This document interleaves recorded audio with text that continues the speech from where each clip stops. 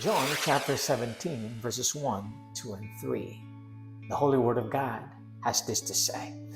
These words spake Jesus, and lifted up his eyes to heaven, and said, Father, the hour is come, glorify thy Son, that thy Son also may glorify thee. As thou hast given him power over all flesh, that he should give eternal life as many as thou hast given him.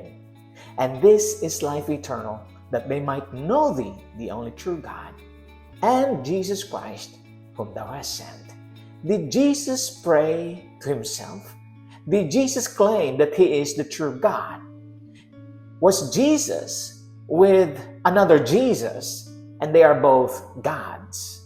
You see, friends, the Father is real, the only true God.